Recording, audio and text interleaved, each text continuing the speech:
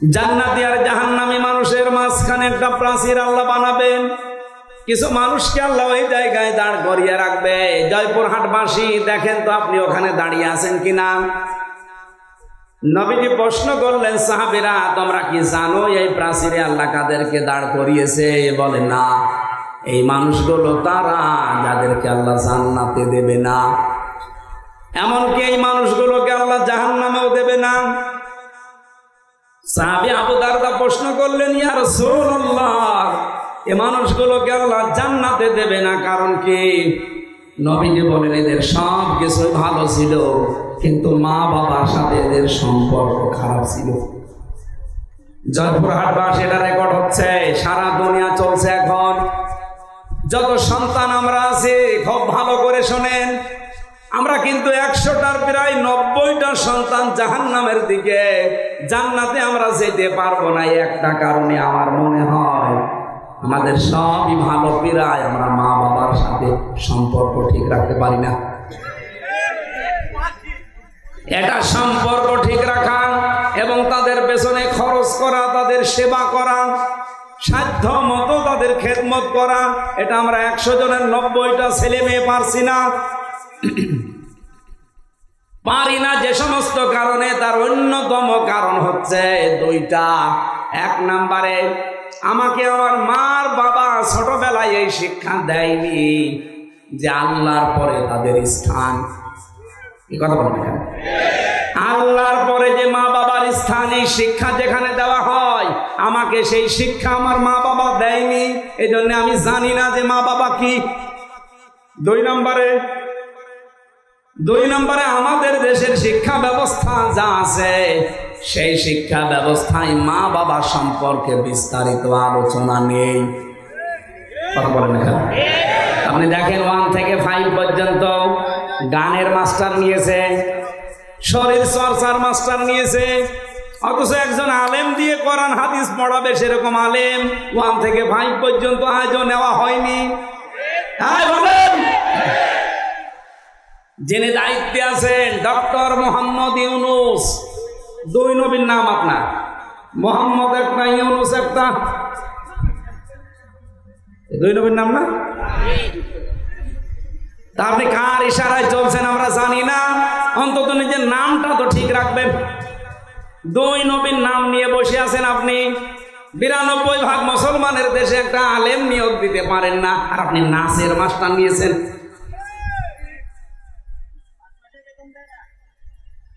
Islamic foundation আছে, কিছুটা কোরআন হাদিস শেখায় বাচ্চাদের, ওদের আজ 5 মাস শুনছি বেতন বন্ধ। ধর্ম মন্ত্রণালয়ে যিনি আছেন, কি করছেন আপনি? হয় দায়িত্ব সঠিকভাবে পালন করেন, নাই ছেড়ে দেন। বাংলার মুসলমানেরা সব এক হওয়া দরকার এই জায়গায়, দলমত এখানে দেখা যাবে না। সেদিন তারেক জিয়া সাহেবের পিএস অপু সাহেব ঢাকাতে আলেমদেরকে ডাক দিয়েছিল যে এই বিষয়টা আপনারা কি করছেন? গানের মাস্টার নিয়োগ দেয় এই দেশে, শরীর চর্চা করা লাগবে, এইটা নিয়োগ দেয়, আর 1 থেকে 5 পর্যন্ত একটা আলেম নিয়োগ দিল না, আপনারা কিছুই করেন না।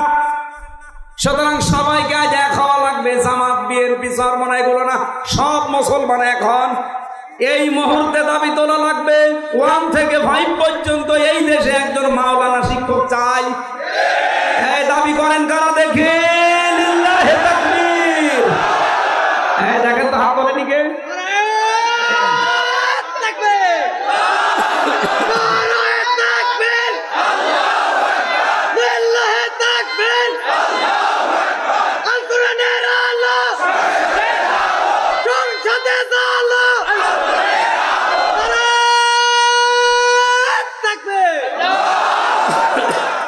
জয়পুরবাসী, এটা শুধু আমাদের দাবি না, হিন্দুরাও দাবি করছে। আজ হিন্দুরাও বলছে আমাদেরকেও ধর্মীয় শিক্ষা দেওয়ার জন্য, আমাদের ধর্মের একজন করে নেন, অসুবিধা নেই।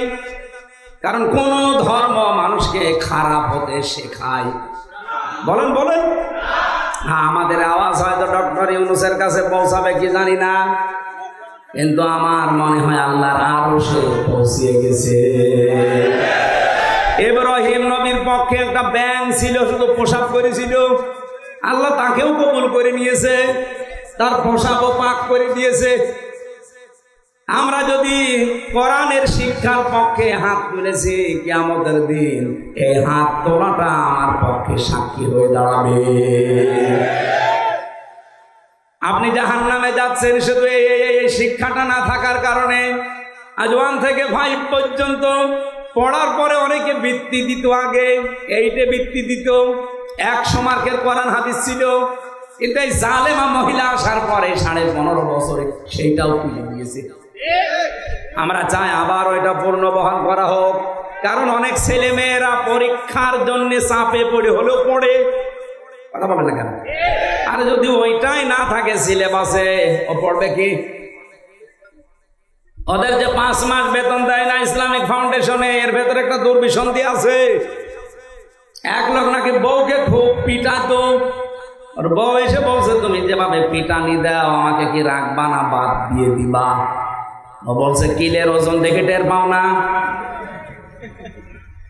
5 মাস বেতন বন্ধ করে দিয়েছে, টের পাচ্ছেন না যে গানের মাস্টার নেয়, নাচের মাস্টার নেয়, আর কোরআনের হালকা শিক্ষা দিত তাদের বেতন বন্ধ করে দেয়। এটা অবশ্যই কোনো জায়গা থেকে কোনো তাল বাহানা আসতেছে। কোরআনের বিরুদ্ধে, এই স্বাধীনতার বিরুদ্ধে বাংলাদেশে কোনো তাল বাহানা এই দেশের মানুষ মেনে নেবে না। হ্যাঁ, কথা বলেন। আপনি আমাদের জাহান্নামে নিয়ে যেতে চান? মা বাবা সম্পর্কে আমরা জানি না তাদের মর্যাদা, এ কারণে হাজারো সন্তান তাদের খেদমত করে না, আলাদা করে দেয়, এমনকি বৃদ্ধাশ্রমে রেখে আসে। কি দেয়? বৃদ্ধাশ্রম নেই? আপনি এই নীলফামারী যান, কিশোরগঞ্জ থানা আছে, দেখলাম একটা বৃদ্ধাশ্রমে নিয়ে গেল আমারে। এদিকে মা, এদিকে বাবারা বসে আছে লাইন দিয়ে। মুরব্বী মার বাবা যার কাছে একটু জিজ্ঞাসা করি, আমারে ধরে হাওমাও করে কাঁদে। একজন বলছে, আমার 3টা ছেলে মেয়ে বিদেশে থাকে, কিন্তু আমি আজ পড়ে আছি এখানে। আমি ওরানে বললাম, মা আপনার কাছে কি মনে হয় বলেন তো? উনি বলছে, আজ কতদিন বৃদ্ধাশ্রমে পড়ে আছি, আমি এখন কোরআন হাদিস আর ইসলামের ইতিহাস পড়ি। এটা পড়ি আমি বুঝেছি এই দোষ শুধু আমার সন্তানদের না, এই দোষ আমারও আছে, কারণ ছোটবেলা থেকে তাদের দ্বীনের জ্ঞান আমি শিক্ষা দেয়নি। আল্লাহর পরে যে মা বাবার স্থান তাদের কাছে আমার সন্তানরা সেটা জানে না। এই জন্য হাজারো সন্তান আমরা নষ্ট করে ফেলেছি অলরেডি, যেহেতু এই দেশে এখনো শিক্ষা ব্যবস্থা এটা জারি করা হয়নি। আপনাদের আহ্বান জানাবো, অন্য ধর্মের লোক যারা আছেন তাদের আমি বাদ দিলাম, অন্তত ইসলাম ধর্মে যারা আছেন ছেলে মেয়েদেরকে নিজে বাঁচার জন্য হলেও শেষ বয়সে যদি আলাদা হতে না চান, বৃদ্ধাশ্রমে যেতে না চান, ছেলে মেয়েদেরকে কোরআন হাদিস প্রথমে 3 বছরে নোরানিতে মক্তবে পড়িয়ে নেবেন, এরপর অন্য জায়গায় দেবেন। নয়তো আপনার কপালে আসতেছে এই কিশোরগঞ্জের মতো, আপনিও ঠিক কয়েকদিন পরে যাবেন বৃদ্ধাশ্রমে, অথবা আপনাকে আলাদা করে দেবে, আপনার খরচও দেবে না।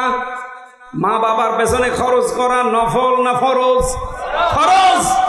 নামাজ পড়েন, মা বাবার যে সাধ্য মতো খরচ করা দরকার করেন না, না আপনার নামাজ হবে না, কারণ একটার সাথে আর একটা রিলেটেড। পড়া কোরআন শরীফের ভেতরে আপনি দেখবেন যেখানে আল্লাহ দিয়েছেন আল্লাহর কথা, সঙ্গে সঙ্গে দিয়েছেন রসুলের কথা, আতিউল্লাহ ওয়া আতিউর রাসূল। যেখানে নামাজের কথা সেখানে যাকাতের কথা, আকিমুস সালাত আতুজ যাকাত।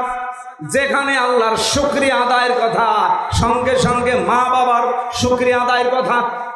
আনিশ করলি ওয়ালি ওয়ালিদাইকা ইলাইয়াল মাসির। তোমরা আল্লাহর শুকরিয়া আদায় করো আর মা বাবার শুকরিয়া আদায় করো। আল্লাহকে মেনে নিয়েছো কিন্তু মা বাবার শুকরিয়া নেই, তুমি জানো আল্লাহকেও মানো না। বলেন নাউজুবিল্লাহ। নবীজি বললেন, ওরা আরাফ নামক প্রাচীরে দাঁড়িয়ে আছে, ওরা জান্নাতে যাচ্ছে না শুধু একটা কারণে, আমি যেটা আবিষ্কার করেছি আর একটু বেশি, দেখেন তো মেলে কিনা। 100 ভাগের প্রায় 98 ভাগ সন্তান আমরা মা বাবাকে হয় আলাদা করে দেই, তাড়িয়ে দেই, বৃদ্ধাশ্রমে রেখে আসি। 3 নাম্বার কারণ হচ্ছে আমার অ্যানালাইসিস, এটা আমাদের বউগুলো। এই বউগুলোকে পেছন দরজা দিয়ে শুধুমাত্র নাড়াচাড়া দেয়, এদেরকে ওয়াসওয়াসা দেয় এই বউর মা। কথা বলে না কেন? বারবার ওখান থেকে বলে কি আর কতদিন আলাদা হয়ে যা, আরামে খেতে পারবি, অথচ নিজের ছেলেটা আলাদা হতে দেয় না। যে মহিলা তার মেয়েকে দিয়ে এভাবে পরামর্শ দেয়, এটা মা না, এটা ডাইনি। আর আমার মনে হয় এরকম মহিলা যদি আজ প্যান্ডেলে থাকে, ওই এতক্ষণ বর্গ আরম্ভ করেছে যে হুজুর মরুক,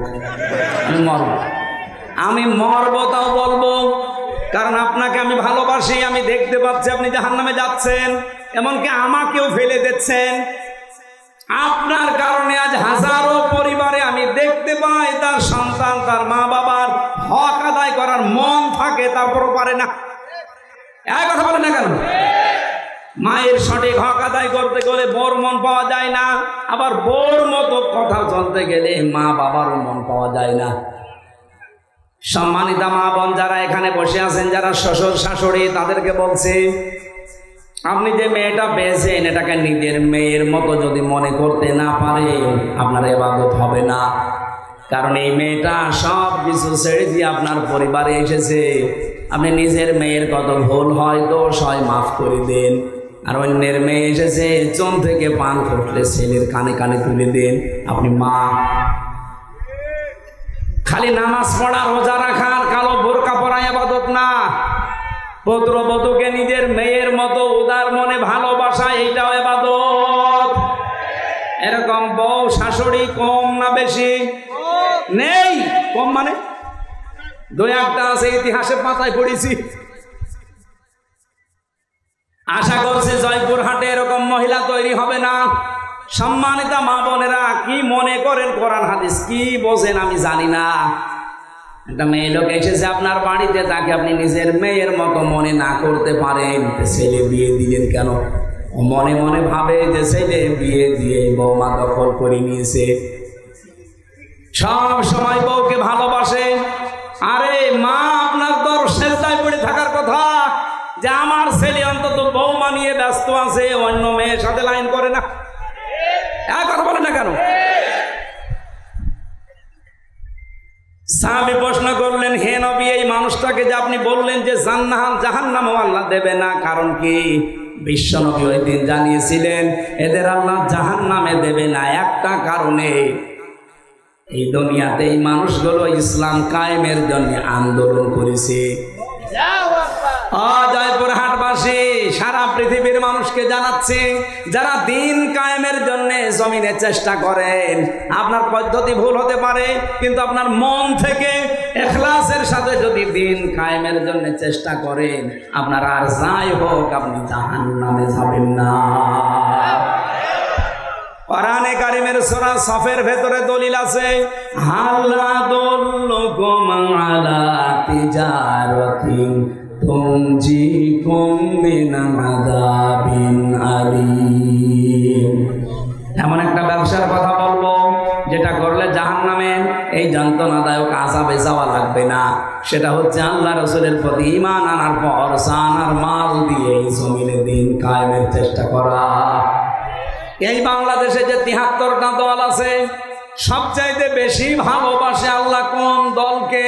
কোরআনে কারিমে সূরা সফ ৪ নম্বর আয়াতটা পড়েন এবং সূরা মায়েদা ৫৪ নম্বর আয়াতটা পড়েন। রব্বুল আলামিন, আমি যদি বানিয়ে বলি আপনি বাংলা নিয়ে আসেন, ইংরেজি নিয়ে আসেন, উর্দু নিয়ে আসেন, ফার্সি নিয়ে আসেন, যে ভাষা নিয়ে আসবেন আপনাকে আমি দেখাবো। ইন্নাল্লাহা ইউহিব্বুল্লাযীনা ইউকাতিলুনা ফি সাবিলিহি সাফফান কাআন্নাহুম বুনিয়ানুম মারসুস। অবশ্যই আমি আল্লাহ ওই দলকে ভালোবাসি যারা সীসা গলা প্রাচীরের মতো ঐক্যবদ্ধ হয়ে এই জমিনে আল্লাহর দিন কায়েমের জন্য চেষ্টা চালিয়ে যাচ্ছে। আর এই বাংলাদেশে এটা সবচেয়ে বেশি চালাচ্ছে জামাত ইসলামী। যদি প্রমাণ ভুল হয় আপনি এখানে আসেন,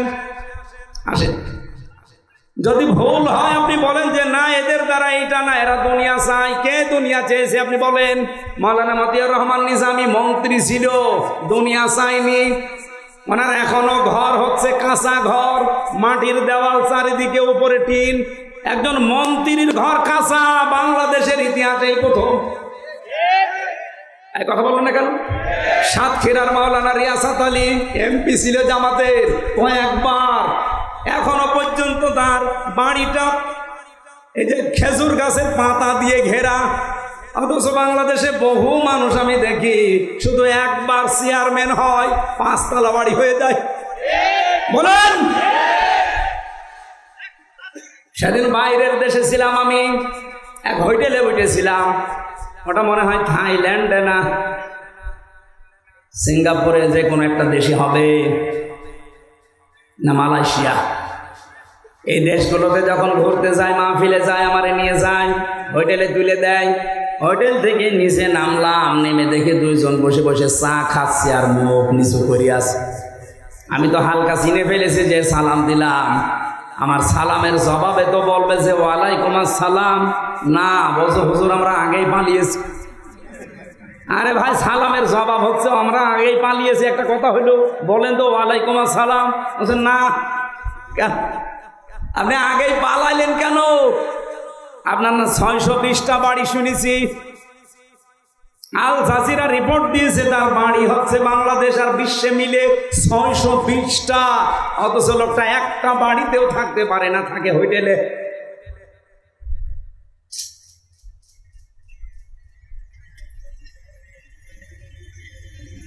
অথচ এই মানুষগুলো 620টা বাড়ি বানায়নি, একটা বাড়িও না, মাটির দেওয়া। একজন মন্ত্রী, একজন এমপি, আরে মেম্বার না, চেয়ারম্যান না ইউনিয়ন পরিষদে, উপজেলা চেয়ারম্যান না, মেয়র না, একজন মন্ত্রী। আপনি চিন্তা করতে পারেন? আমি তো কোরআনের সাথে মিলিয়ে দেখছি যে মিলে যায় এদের জীবন। এদের 18টা এমপি ছিল, 1 টাকার দুর্নীতি পায়নি। বাতিলরা চেষ্টা করেনি, অনুবীক্ষণ যন্ত্র লাগিয়ে রেখেছে, 1 টাকাও পায়নি দুর্নীতি। 250-এর উপরে উপজেলা চেয়ারম্যান ছিল, 1 টাকা দুর্নীতি পায়নি। 1000-এর উপরে ইউনিয়ন চেয়ারম্যান ছিল, পায়নি। 1500-এর উপরে মেম্বার ছিল সারা বাংলাদেশে, 1 টাকা দুর্নীতি পাওয়া যায়নি। এর চাইতে আবার কি প্রমাণ দেওয়া লাগবে আপনাদের? এর চাইতেও যদি ভালো মানুষ দেখতে চান, আমার মনে হয় আপনাদের ফেরেশতা জিবরাইল ছাড়া সম্ভব না। এর চাইতে ভালো মানুষ দেখা সম্ভব না জিবরাইল ফেরেশতা ছাড়া।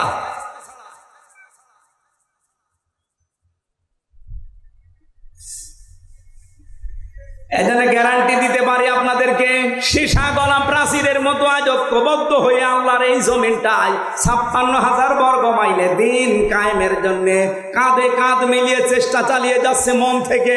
তার প্রমাণ এই 1 বছর 1 মাস বাংলাদেশ জামাত ইসলামী, ইসলামী ছাত্র শিবির, ইসলামী ছাত্রী সংস্থা, অন্য কেউ যদি পারে তাদের আদর্শ নিয়ে আসুক, টিকবে না। কারণ তাদের আদর্শ হচ্ছে বিড়ি খাওয়া আদর্শ, তাদের আদর্শ হচ্ছে ডাল খাওয়া আদর্শ, তাদের আদর্শ হচ্ছে বাবা খাওয়া, হুক্কা খাওয়া। কি বঙ্গবন্ধু হুক্কা খেত না? কথা বলেন। আপনি হুক্কা খাওয়া আদর্শ নিয়ে এসে, ডাল খাওয়া আদর্শ নিয়ে এসে, রাস্তা চুরি করা আদর্শ নিয়ে এসে এই জামাত ইসলামের সাথে আপনি টক্কর দিতে চান, কিয়ামতের আগেও পাবেন না। কথা বলতে দেন ভাই। বাস্তবতার দিকে তাকিয়ে বলেন তো, এই বাংলাদেশে 56,000 বর্গ মাইল, 630টা থানা, একটা নেতা কর্মী দেখান যে জামাত ইসলামীর যারা ডাইল খায়, বলেন। আমি সারা দেশে ঘুরছি, একটাও পাইনি। এরা ধর্ষণ করেছে, প্রমাণ দিতে পারেন? আরে ভাই, ডাইল খায় না, ধর্ষক নেই, চাঁদাবাজ নেই, এমনকি বিড়িও খায় না। কি বিড়ি ঘর আছে? নেই। আর অন্য দলে বিড়ি ঘর না, ও বাপ পর্যন্ত খেয়ে ফেলছে। একবার থানায় গিয়ে দেখি একজনকে ওসি সাহেব পিটাচ্ছে। কি গো? হুজুরে ডাইল খায়। আরে ভাই, ডাইলও খাওয়া যাবে না, বলছে হুজুরে ডাইল, সে ডাইল ফ্যান্সি ডাইল। আপনি ডাইল খান, রাস্তা খান। ওই লোকটা আমার ওই দিন বলেছিল কি সিঙ্গাপুর না মালয়েশিয়াতে, হুজুর 14টা কথা বলে দিই, দেশে যেতে পারবো না তো এটা আমরাও জানি। বাস্তবতা হচ্ছে এই দেশটা উপরে উঠতে চায় না, অথচ মালয়েশিয়া 2004 সালের পর থেকে 21 বছরে তারা দাঁড়িয়ে গেছে। সিঙ্গাপুর 20 বছরে তারা দাঁড়িয়ে গেছে বিশ্বের মানচিত্রে। যদি 10টা দেশ এখন গণনা করেন, সিঙ্গাপুর একটা। এত উন্নত তারা। রাস্তায় একটা টুকরা পর্যন্ত পাবেন না, মনে হচ্ছে সারা রাস্তা খাবার ঢেলে খাওয়া যায়, এত পরিষ্কার পরিচ্ছন্ন। খাদ্যে কোনো ভেজাল নেই, কোনো দুর্নীতি নেই। 100 টাকা যদি বাজেট হয় রাস্তার জন্য, আপনাকে আমি সত্য কথা বলে দেই, 3 টাকা শুধু খরচ হয় রাস্তায়, আর 97 টাকা আল্লাহর ওলিরা খেয়ে ফেলে। এই চলছিল দেশে। দেশটা দাঁড়াবে কি করে? বঙ্গবন্ধু টানেল বানিয়েছে চট্টগ্রামে, 100 বছর যাওয়ার কথা, অথচ কয় বছরে পানি উঠতেছে নিচ দিয়ে। তাহলে কত টাকা বাজেট ছিল, কত টাকা খেয়েছে বলে? ওর নিজের হিসাব অনুযায়ী 100 টাকা বাজেট হলে 3 টাকা খরচ হয়, 97 টাকা খেয়ে ফেলে। 100 টাকা খরচ করে একটা রাস্তা বানালে 100 বছর যাওয়ার কথা, 3 টাকা খরচ করলে 100 বছর যাবে? 3 বছর। আগামীতে ইসলাম আসলে জামাতের আমির বলে নাই যে যা বাজেট হবে জনগণের সামনে সব ওপেন করা লাগবে এমপিদের, তারপরে কাজ শুরু করা লাগবে। আপনি দুর্নীতি করবেন কি করে? সরকারি যে ট্যাক্স ফ্রি গাড়ি আছে, ওই গাড়ি জামাত ইসলামী বাংলাদেশ নেবে না। যে প্লট দেওয়া হয়, ফ্ল্যাট দেওয়া হয়, নেবে না। এর চাইতে গ্যারান্টি বাংলাদেশে কোন দল দিতে পারলে তাকে ভোট দেন, যান। জীবনও পারবে না। তারা যদি 20,000 টাকা নিয়ে এমপি হয়, 5 বছর পরে তারা 20 কোটি টাকার মালিক হবে। আর জামাত ইসলামী যে 300 এমপির নাম ঘোষণা দিয়েছে নমিনি, এরা যদি 100 টাকা নিয়ে এমপি হয়, 5 বছর পরে দেখবেন 90 টাকা হয়ে গেছে, 101 টাকা হবে না। এই বিশ্বাস, এই আস্থা আমিরে জামাতের আছে, এই জন্যে এদের নাম ঘোষণা দিয়েছে, এমনি দেয়নি। সম্মানিত ভাইরা, এর চাইতে আর বেশি আমি বলতে পারবো না। এরপরেও যদি কারোর বিবেকে খালি ওই দিকে টান হয়, যান, আপনার যা ভালো লাগে আপনি তাই করেন। আপনি আবার ওই মারা খাবেন, কি মারা যেন, ওইটা তো আর বলা যাচ্ছে না, ওইটা আমি বলতে পারবো না, ফজলু পাগলার কাছে শুনুন। আবার মারা খাবেন, কি মারা, না ওটা বলা যাবে না। আরে তো বগুড়া, জয়পুরহাট, হরে বাবা, খুব ঝামেলা। তাহলে ইসলামী আন্দোলন করলে একটা লাভ, জাহান্নামে যাওয়া লাগবে না। আর যাই হোক, সুতরাং অ্যাক্টিভ হওয়ার জন্য আহ্বান জানাচ্ছি। যারা এখনো দোদুল্যমান অবস্থায় আছেন, ছড়িয়ে ছিটিয়ে আছেন, আসেন অ্যাক্টিভ হন। দিন কায়েমের জন্য ঐক্যবদ্ধ হয়ে চেষ্টা করলে আল্লাহ বেশি ভালো পারবে। বলেন না কেন? সূরা, এইরকম একটা সূরার একটা মাত্র আয়াত, 26 নম্বর আয়াত, এটা পোশাক নিয়ে আলোচনা। শয়তানের প্রথম হামলা মানব জাতির উপরে এবং তার পদ্ধতি কি ছিল সেইটা আল্লাহ জানিয়েছে। শয়তানের যত টার্গেট আছে, হামলা আছে, সবচাইতে বড় হামলা শয়তানের পোশাকের উপরে। কিসে? শয়তান চায় যে আদম সন্তান যেন পোশাক না পরে। এটারে বহু আয়োজন শয়তান করেছে। এই যে সুন্দরী প্রতিযোগিতা, যারা এই প্রতিযোগিতায় নাম লেখা, এদের পোশাক আশাক ঠিক আছে? বলেন বলেন। এমনকি সুন্দর সুদর্শন পুরুষ প্রতিযোগিতা হয়েছিল, কি যেন নাম ওর, অ্যাডলফ। ও নাকি সুন্দর, সারা বাংলাদেশের সবচেয়ে সুন্দর সুদর্শন পুরুষ। ওর জানাজা পড়া দেখলাম, শয়তান জানাজা পড়ছে, এদিকে দিকে তাকাচ্ছে। ওর দিকে তাকিয়ে আমার মনে হইল, ও যদি সবচাইতে সুন্দর যুবক হয়, আমি কি? বলেন আমি কি? এবার আসেন আল্লাহর ঘোষণা, ইয়া বানি আদম, হে বনি আদম সন্তানেরা, কদ আনজালনা আলাইকুম লিবাসা, অবশ্যই আল্লাহ তোমাদের উপরে নাযিল করেছি পোশাক। কি করবা এই পোশাক দিয়ে? ইওয়ারি সাওআতিকুম ওয়ারিশা, তোমাদের লজ্জা নিবারণ করবা এবং সৌন্দর্য বৃদ্ধি করার জন্য, বর্ধন করার জন্য আমি আল্লাহ পোশাক দিয়েছি। সুতরাং এখানে আমাদের শিক্ষা হচ্ছে, পোশাকের কাজ আমাদের লজ্জা ঢেকে ফেলা। বহু মানুষ আমরা দেখি এই দেশে পোশাক পরার পর উলঙ্গ, অর্ধ উলঙ্গ থাকে। এমন এমন পোশাক পরে রাস্তাঘাটে আসে, ও পরাও চা না পরাও তা। বিশেষ করে মেয়েদের, কোরআনে কারিমে আল্লাহ মেয়েদের পোশাকটা দিয়েছেন, ইয়া আইয়ুহান নাবিয়্যু কুল লিআজওয়াজিকা وبناتك ونساء المؤمنين يدنين عليهن من جلابيبهن إلى آخر آية সূরা হাসাবে এসেছে, হে নবী আপনার স্ত্রীদের এবং আপনার মেয়েদের আর মুমিন বান্দা যারা তাদের স্ত্রীদেরকে আপনি বলেন তারা যেন রাস্তাঘাটে চলতে হলে তাদের জিলবাব যেটা মাথার উপরে টেনে দেওয়া লাগে এটা যেন একটু সরিয়ে দেয়। সম্মানিত মা বোনেরা, যখন আপনারা বালেগ হবেন এই সময় থেকে আপনার পোশাকটা, যেহেতু নামাজ আর রোজা ফরজ হয়ে যায়, একজন মেয়ে যখন বালেগা হয়ে যায় তখন মেয়েরা যারা এসেছেন এই মাসলাটা ভালো করে শুনবেন। আপনার মেয়ে যখন বালেগা হবে, যখন তার শরীর খারাপ হবে, এটা 12 বছর 13 বছর 14 বছর 15 বছরে হতে পারে, যখন হয় আপনার স্বামীকে টাচ দিয়ে রাখবেন যে তোমার মেয়ের অবস্থা কিন্তু এই, তার মানে যখন শরীর খারাপ হয়ে গেছে ওই দিনের পর থেকে তার নামাজ এবং রোজা ফরজ। আপনার স্বামী যদি এই বিষয়টা না জেনে তাকে তাকিদ না দেয়, আপনার স্বামীর গুনাহ হবে না, কারণ তো জানে না, এই জন্য তাকে টাচ দিয়ে জানিয়ে রাখবেন। ওই দিনের পর থেকে যতদিন আপনার আন্ডারে থাকবে, বিয়ে না হবে এ পর্যন্ত যেন ফরজ নামাজ ফরজ রোজা বাদ দিতে না পারে। কথা বলেন ঠিক কিনা? কারণ অনেক মেয়ে লোক উদাসীন, কিছু মনে করে না, জানেও না, লজ্জার খাতিরে বলতে চাই না, শেষ পর্যন্ত মেয়ের যে নামাজ ফরজ রোজা ফরজ রাখে না, পড়ে না, কিছুই বলে না। এরপর থেকে আপনার এই মেয়ের জন্যে, এই প্রাপ্তা বয়স্কা মেয়ের জন্য এমন একটা ঘন্টা বলেন, জেলবাব বলেন, এমন একটা হিসাব বলেন, এটা ছড়িয়ে দেওয়া দরকার, যেটার দ্বারা তার মাথার চুল, মুখমণ্ডল, চোখ দুইটা বাদ দিয়ে পুরা শরীর ঢেকে রাখা, এটা আসিমাত, আর মুখ খোলা, হাতের কবজি খোলা, এটা রুকসাত। আপনি এমন একটা পোশাক তার জন্য আলাদাভাবে বানিয়ে দেবেন, অন্তত বাইরে যাবার সময় ওই পোশাকটা পরলে তার মাথা এমনকি তার শরীরের অর্ধেক পর্যন্ত যেন ঢেকে যায়, বাকি শরীর অন্য পোশাক দিয়ে সে ঢাকবে। এটা কি বলেন তো ফরজ না নফল? ফরজ। এই ফরজটা না থাকার কারণে আজ জেনা বাড়ে, ব্যভিচার বাড়ে, চোখের জেনা, হাতের জেনা, মনের জেনা, এমনকি পরকীয়া প্রেম করে অনেকে 3-4 সন্তানের মা ভাগিয়ে নিয়ে চলে যায়। এই একটা মাত্র কারণ।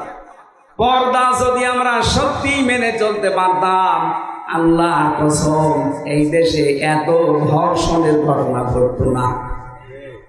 সব চাইতে বড় বিষয় যদি আইন থাকতো, পর্দা যদি না থাকার পরও যদি আইন থাকতো, আইনের প্রয়োগ থাকতো। আমি বাইরের দেশে দেখেছি সেখানে পর্দার বিধান নেই, কিন্তু আইন আছে, প্রয়োগ আছে। বিভিন্ন জাতির মানুষেরা মালয়েশিয়া সিঙ্গাপুরে বাস করছে, কিন্তু প্রকাশ্যে কোনো ঘটনা আমি দেখিনি। হাফ প্যান্ট পরে মেয়েরা চলে যাচ্ছে সামনে দিয়ে, আপনি যদি এক নজর তাকানোর পরে আর এক নজর তাকান, মেয়েটা যদি পুলিশের কাছে কমপ্লেন করে আপনার খবর আছে। তা আমাদের দেশে এরকম না। এই দেশে যদি সত্যি আইনটাও থাকতো, ইসলাম থাকলে তো সোনায় সোহাগা, যদি আইনটা থাকতো আর প্রয়োগ থাকতো, আমরা যারা ইফটিজিং করি, উল্টা পাল্টা কাজে আজ যারা লিপ্ত হয়, ধর্ষণের মতো, ব্যভিচারের মতো, পুরুষ মানুষের আমার মনে হয় স্বপ্ন দোষ বন্ধ হয়ে যেত। এই জন্য আইন সামনে যদি আমরা ইসলাম নিয়ে আসতে পারি, পোশাকের এই আইন, যে যার ধর্ম মতো পোশাক মেনে চলবে। কোরআনে কারিমের যে নির্দেশনা দেওয়া আছে, যতটুকু আছে মেয়েদের উপরে, মুসলিম মেয়েদের উপরে, এটা প্রয়োগ করতে পারলে এর পেট থেকে আপনি দেখবেন আল্লাহওয়ালা সন্তান আল্লাহ উপহার দিচ্ছে। আব্দুল কাদের জেলানি যেই মায়ের পেটে এসেছিল, মায়ের পেট কি খোলা ছিল? বলেন বলেন। যারা দোয়া চান আমার কাছে, হুজুর দোয়া করেন ছেলে যেন আব্দুল কাদের জেলানি হয়, এমনি হবে? আব্দুল কাদের জেলানির মায়ের মতো মা তৈরি করে লাগে। রিসা, রিসা মানে সৌন্দর্য বর্ধন করা পোশাক। হ্যাঁ, মেয়েরা এই পোশাক পরতে পারবে, এটা শুধুমাত্র তার স্বামীর জন্য। সম্মানিতা মা বোনেরা, সৌন্দর্য বৃদ্ধি হয় যৌন আকর্ষণ বাড়ে এরকম পোশাক আপনি পরতে পারবেন আপনার স্বামী, তাছাড়া আপনার বাবার জন্যও পরা যায় না। লিবাসুত তাকওয়া যালিকা খায়র, সবচাইতে বড় পোশাক হচ্ছে তাকওয়ার পোশাক। তাকওয়ার পোশাক কি? আল্লাহর বিধান মানা, নিষেধ ছেড়ে দেওয়া, এটার নাম তাকওয়ার পোশাক। 2 নম্বরে, যেখানে আল্লাহ যে আদেশ দিয়েছে ওই আদেশ সঠিকভাবে পালন করার নাম হচ্ছে তাকওয়ার পোশাক। আপনার স্বামী বাইরে গেছে, আপনার আদেশ হচ্ছে সন্তান, সম্পদ এবং ইজ্জত হেফাজত করে রাখা, এটা আপনার উপরে লেবাস। এই লেবাস তাকওয়া হাজারো মহিলা পরিবারে মানতে পারে না। যালিকা খায়র যালিকা মিন আয়াতিল্লাহ লাআল্লাহুম ইয়াযাক্কারুন। নবীজি বলেন এই নিদর্শনগুলো আমি আল্লাহ বর্ণনা করলাম কারণ শয়তানের প্রথম হামলাই ছিল মানুষের উপরে এই লজ্জা স্থানের উপরে। ওই সেই প্রথম দিন থেকে আরম্ভ করেছে। ইয়া বানি আদম লা ইফতিনান্নাকুমুশ শাইতান, হে বানি আদম সন্তানেরা, শয়তান যেন তোমাদেরকে ধোঁকায় ফেলে না দেয়, প্রতারণা না করে তোমাদের সাথে। কামা খরাজা আবাইকুম মিনাল জান্নাহ, যেমন তোমাদের বাবা মাকে জান্নাত থেকে প্রতারণা করে বের করে দিয়েছিল। শয়তানের কিন্তু এই উদ্দেশ্যটা ছিল না, আমি তাফসিরে পেয়েছি যে আদম আর হাওয়াকে জান্নাত থেকে বের করে দেওয়া লাগবে না। ওর প্রথম উদ্দেশ্যই ছিল যে আমি তাদের উলঙ্গ অবস্থায় দেখব। এই জন্য শয়তান হচ্ছে যৌনবাদী আর আমরা হচ্ছে মৌলবাদী। এক কথা বলেন, আপনি মৌলবাদী পরিচয় দিতে আপনার লজ্জা হয়। মৌল মানে আল্লাহ, মৌল কি? মৌল যেহেতু আমরা আল্লাহকে মেনে চলি, সুতরাং আমরা মৌলবাদী। যারা এই ঘোষণা দেয় যে মৌলবাদীর ঠিকানা এ বাংলায় হবে না, ওই সন্তানরা যার সন্তান। এ মৌলবাদী না হলে তো আপনার বাবা মার বিয়ে হতো না, কারণ আল্লাহর নাম ছাড়া বিয়ে দিলে বিয়ে জায়েজ হয়। কাকে মৌলবাদী বলেন? নিজের গায়ে নিজে থুতো ফেলছে। তাহলে শয়তান হচ্ছে যৌনবাদী ও যৌনতা ছড়াতে ভালোবাসে। সুতরাং যে সমস্ত মেয়েরা নিজেদের লজ্জাস্থান সহ গোপন অঙ্গগুলো আরো মানুষকে দেখিয়ে শান্তি পান, আপনি মনে করবেন শয়তান আপনাকে দখল করে ফেলেছে। এখন বাড়ি যান, বাড়িতে যাওয়ার পরে যদি দেখেন আপনার স্ত্রীকে সালাম দিলেন আর আপনার স্ত্রী আপনাকে বলছে ওই শুকরের বাচ্চা, ভালো লাগবে? আপনার রাগ হবে? জ্ঞানী মানুষ হলে আপনার রাগ হওয়ার কথা না। আপনি চিন্তা করবেন কি গো, এটা শিক্ষিতা মেয়ে, ধার্মিক মেয়ে, কোনোদিন আজ পর্যন্ত আমার মুখের উপরে মুখ তুলে কথা বলে না, অথচ এখন আমার সালাম দেওয়ার পরে শুকরের বাচ্চা গালি দেয়। অবশ্যই এর জিনে ধরেছে। কিসে ধরেছে? আপনি যখন দেখবেন যে যৌনতা ছড়াতে আপনার ভালোবাসেন, উলঙ্গ অর্ধ উলঙ্গ পোশাক পরতে আপনার ভালো লাগে, আপনি মনে করবেন শয়তান আপনাকে দখল করে ফেলেছে। কারণ শয়তান সব সময় যৌনতা ছড়াতে ভালোবাসে। আল্লাহ আমাদের হেফাজত করুন। মেয়েদের এমন এমন সন্তান আল্লাহ আমাদের উপহার দান করুন। ফাতেমাতুজ জাহরার পেটে যেমন এসেছিল, কথা বলেন না কেন? আল্লাহ আমাদেরকে আয়াতটা বাস্তব জীবনে, এটা শয়তানের প্রথম হামলা, ও মানুষকে উলঙ্গ করতে চায়। আর দেখেন নভেল, নাটক, থিয়েটার, সিনেমা যা বানানো হচ্ছে সব কি করে উলঙ্গ করা যায় এই বুদ্ধি। আর এগুলো আসতেছে আমাদের দাদাদের দেশ থেকে। ওদের সিনেমার ভেতরে কোন শিক্ষা আছে? ওদের নাটকের ভেতরে কোন শিক্ষা আছে? শুধু উলঙ্গপনা ছাড়া বলেন। ওইটা দেখে দেখে আমাদের দেশেও বানানো হচ্ছে। আর যারা সবচেয়ে বেশি উলঙ্গপনা ছড়ায় তাদের নাকি দামও এই দেশে বেশি। এখন যে কয়টা চলচ্চিত্র জগতে কাজ করে, যাদের পোশাক যত ছোট তাদের টাকা তত বেশি। আমরা আগামীতে এই সিস্টেম পাল্টাবো, কথা বলেন না কেন? পর্দা করে যে সব জায়গায় চলা যায় তার বাস্তব প্রমাণ জাহাঙ্গীরনগর বিশ্ববিদ্যালয়। এজিএস যে মেয়েটা হয়েছে মেঘলা, আয়শা সিদ্দিকা মেঘলা, কে পর্দা নেই তার? আপনি যে বলেন যে না আমি অর্ধ উলঙ্গ না হলে মানুষ তাকায় না, আমারে ভোট দেবে না, দেশে পাশ করলো কি করি? এই পরিবেশ তো এখনো জাহিলি যুগে আছি। ইসলাম আসতে দেন, এ বাংলাদেশকে আমরা মিনি জান্নাত বানাবো ইনশাআল্লাহ। এই আহ্বান রাখছি।